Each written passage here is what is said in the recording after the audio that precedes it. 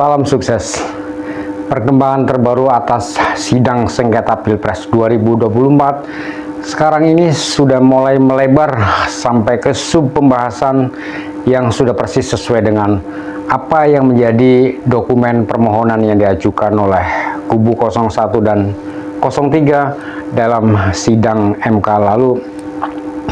Kali ini saya akan mengulas perdebatan panas antara kubu 01 yang diasistensi oleh Zainuddin Paru sebagai Wakil Ketua Hukum Anies Muhaimin dan biasa yang dikompaki oleh dukungan dari siapa lagi kalau bukan kubu 03 yang diasistensi oleh Sira Prayuna, yaitu sebagai tim hukum Ganjar Mahfud melawan kubu 02 yang diasistensi oleh sang jagoan yaitu Bung Kodari atau biasa katanya minta disapa dengan sebutan Mr. Q sebagai pengamat politik serta Habib Rohman sebagai tim kemenangan Prabowo Gibran. Coba kita cek dulu videonya. Jangan baru menganggap Bawaslu tidak profesional setelah pengumuman bahwa kalah. Okay. Maka itu saya katakan inilah respon paling brutal pihak yang kalah gitu loh. Saya kira gini, Mas Habib, nggak boleh gini. Ditanyain ke DKPP Ya ditempuh. Oh, Jadi dengar dulu. Terhadap persoalan itu Anda nggak ke DKPP?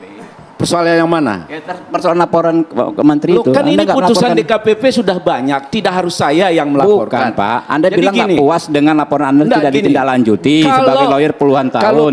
Tapi Anda tidak melaporkan ke DKPP. Loh, kan Padahal laporan ke undang-undang DKPP menyediakan. sudah cukup banyak, bahkan sudah Bukan. diputuskan bahwa Ya, kenapa Anda nggak ke unprofessional DKPP? Jawab penyelenggara aja dulu. pemilu tidak melaksanakan prinsip pemilu. Dalam konteks Yang apa dulu? independen dan Konteks banyak apa? konteksnya. Bukan, makanya dalam konteks persoalan Bang Sira Prayuna, abangku Gini. seniorku, yang Kalau laporannya tidak Anda bicara ditindaklanjuti. soal konteks, ya. Abang lapor atau tidak Dari bahwa Bawaslu Bawaslu tidak itu, persen dalam konteks oke. itu.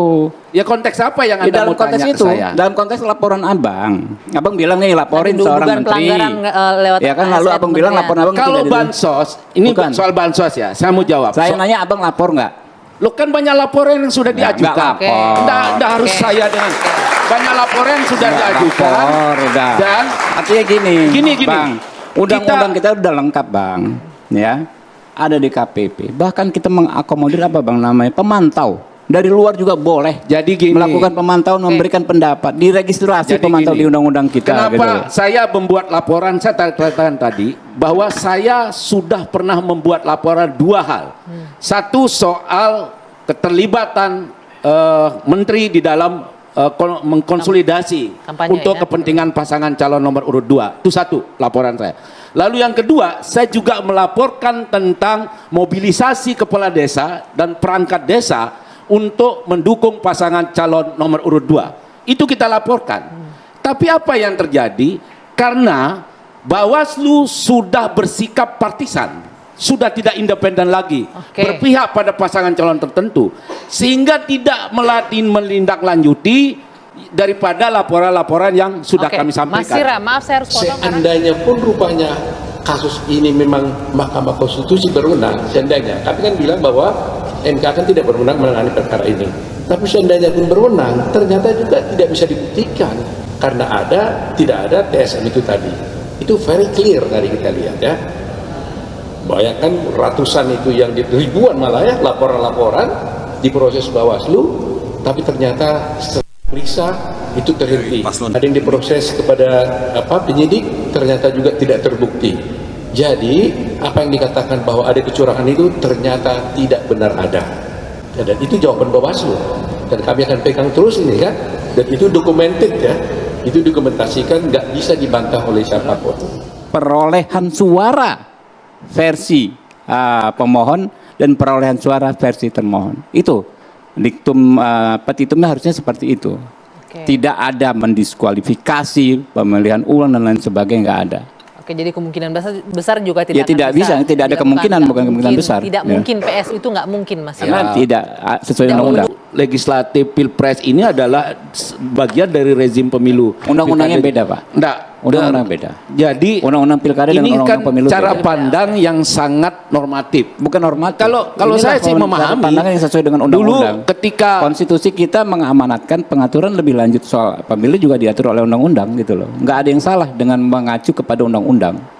Enggak, sekarang kan gini, kalau kemudian ada terobosan hukum, ini harapan kita, ini harapan kami. Sudah. Dengar dulu, ini harapan kami dari pemohon nomor 3, kami, bahwa Hakim yang mulia Mahkamah Konstitusi tidak lagi melihat dan menempatkan posisi Mahkamah Konstitusi itu sebagai sebuah lembaga hanya perselisihan hasil pemilu. Tapi juga terobosan hukum proses. itu adalah Harus melihat Undang-Undang 7 tahun karena ini kita 2017, bicara sudah detail. tentang demokrasi. Semua ini justru itu. Kita bicara demokrasi ada di itu Undang-Undang tidak 7 bisa tahun hanya 2017. pada ujungnya. Iya, benar. Dari hulu hingga hilir. Benar, makanya kita dibaca harus buku bicarakan keempat ini Undang-Undang dengan 7 baik tahun 2017 supaya ada semua kita bisa pelanggaran administrasi, ini kan ada susah, ini sengketa mana kita proses. dengar? Bentar, Susah, oke, benar. sebentar. Kalau gitu saya ke Bang Bagaimana Zainuddin. cara untuk orang menang dan bagaimana cara mengalahkan orang lain?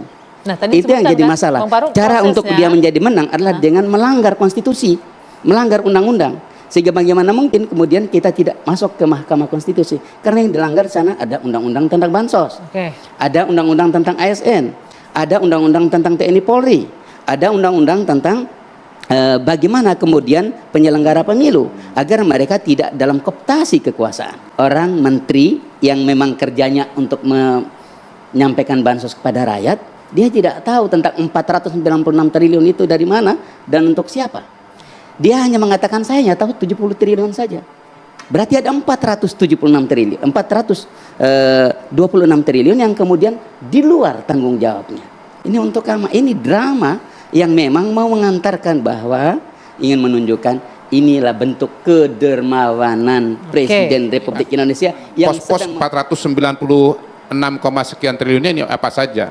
Dan saya bantu jawab kepada Bang Zainuddin Paru bahwa 185 triliun Bang itu yang mengucurkan adalah Pertamina dalam bentuk apa? Subsidi BBM yang berjalan setiap hari kepada semua warga negara yang berhak untuk memperolehnya. Oke. Mungkin sepeda motor, mobil, segala macam dan seterusnya. 97 triliun itu adalah subsidi listrik.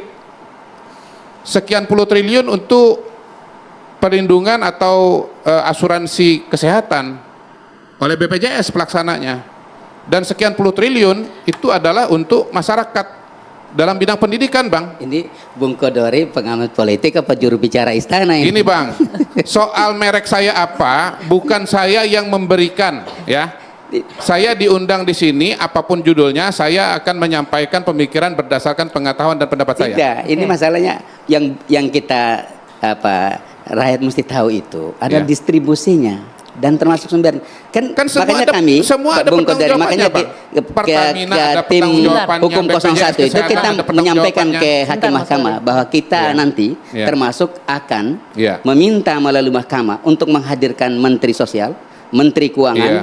Menteri Iya. aparatur Iya. negara, Iya. Menpan RB untuk Iya. kemudian dihadirkan. Ya Karena silakan di aja. sana ada Saya ini timpang pada hari tindih. ini sedang berusaha menjelaskan kepada audiens betapa menyedihkannya seorang menteri sosial tidak mengetahui isi-isi Oke, baik. dari pos dana perlindungan Oh, sosial itu. itu bisa jadi karena yang beliau sampaikan Bagaimana tentang yang mungkin dia Bang tahu seorang 70 menteri, apa realistis nggak seorang menteri nggak tahu triliun itu distribusi itu APBN dan setelah seterusnya? sidang rapat Lebih kabinet nggak loh. mungkin itu, Bang. Nggak Bisa mungkin, Bang. jadi Bang, di saya luar ini 70 T hanya dalam itu waktu beberapa menit dibicarakan di bisa luar mengakses. tidak melalui rapat Oke, kabinet. baik. Ini ada buku Gitu. nota APBN, Bang. APBN itu setiap menteri itu tahu posnya berapa, Bang. Nggak mungkin dia nggak tahu, Bang. Ini itu menyedihkan, dia. Bang. Kalau APBN lebih udah menyedihkan jelas. lagi ketika Baik, Bapak-Bapak, argumentasi kita itu tahan dulu deh. karena Kita faktanya jangan dulu sebagai APBN itu argumentasi sangat dianggarkan untuk menyedihkan, bansos Bang. per tribulan. Abang itu menyedihkan kuadrat. Januari, Ini Februari, adalah Maret kesalahan distribusinya berpikir yang itu brutal. paling Mas besar. Kodari, Luar biasa. Bang Di Zainuddin, bulan Maret. bisa. Tahan dulu ya. Sudah Bisa. pasti pemilihan ulang ataupun putaran kedua sudah pasti ada. Anggarannya cukup nggak Karena kalau diulang lagi? undang-undang mengatur itu, peraturan KPU juga mengatur itu. Jadi sudah pasti. Tapi kan tadi dengan syarat, dengan Oh iya, catatan tadi itu. tadi sudah terbantu Dapat oleh dan Bung wajib jika. Habib. Ah. Ada 372 itu. Kenapa ada pemilu ulang atau tadi kita mendiskualifikasi, kemudian ada pemilihan berikutnya, pemilihan ulang. Dengan kita ada dua petitum. Yang pertama dengan tidak mengikut sertakan pasangan nomor 2, presiden dan calon wakil Cawapresnya. presiden. Kemudian alternatif kedua adalah mengikutkan pasangan calon presiden nomor 2 Ya, itu yang tanpa nggak sesuai diikuti dengan oleh 372. calon wakil presiden 372 nomor 2. itu bencana alam. 372 Surat suara dibuka. gini Bung Habib, Ya kan, 372 ya. Kemudian dia yang surat- tadi disebutkan surat-surat adalah ditandai. bahwa Ditandai, oke. Orang nggak punya hak memilih. ada Nggak upaya ada. dari penyelenggara, termasuk bukan hanya Nggak penyelenggara ada. pemilu dalam KPU atau Bawaslu, tapi juga penyelenggara negara. Tidak boleh Jadi ada 4 hal tersebut nggak pernah upaya didalilkan terdaftar dalam dalam rekapitulasi undang-undang berjenjang. melakukan manipulasi, Dalam rekapitulasi tingkat TPS nggak dipersoalkan. Lalu di kecamatan nggak dipersoalkan. dengan iming-iming bansos. Kemudian di Itu kabupaten kita kota Gitu. nggak dipersoalkan. Kita dapatkan di itu. provinsi Ada nggak buktinya. dipersoalkan. Nggak ada. Mereka tanda Jadi tangan gini, semua. saya kira Ada buktinya. kita harus Buktikan harus kepada kita melihat bahwa ini dari ruang aspek untuk PSU itu boleh. aspek yang lebih holistik lah ya. Pertama, kalau kita bicara pemilu, yang paling fundamental adalah bagaimana negara menjamin terpenuhinya hak konstitusional warga dengan benar dulu, sekali. jangan dipotong dulu, jangan dipotong. Bener kalau Bebek, kan saya jangan dipotong memuji dulu. abang. Memotong tapi memuji boleh dong. Anda belum memuji. Iya itu benar Jadi gini, sekali. bagaimana Membenarkan negara omongan abang. Mas, menjamin- yang motong-motong kan tugas saya tadi. Jangan. Udah, Bagaimana kesempatan dulu. negara menjamin terpenuhinya hak Sepakat. konstitusional warga Oke. Sepakat. dalam Baik. sebuah Sepakat. pemilihan umum yang jujur, Benar, yang sepakat. jujur dan demokratik. Sepakat. Oke.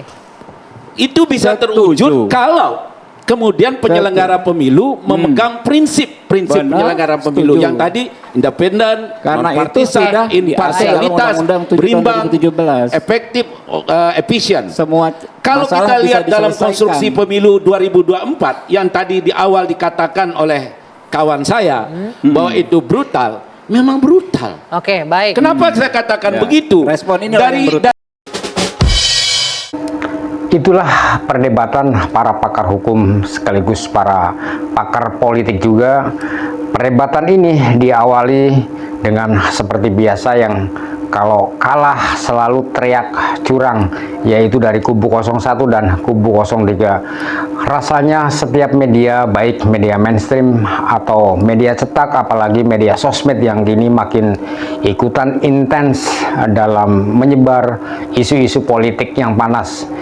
Itu rasanya, menurut saya, hampir isinya kalau soal politik sekarang ini, rasanya isinya hampir dipenuhi oleh berita kubu 01 dan kubu 03 soal keluhan-keluhan dan tuntutan-tuntutan yang bahkan sampai dengan ajakan turun ke jalan untuk aksi demo.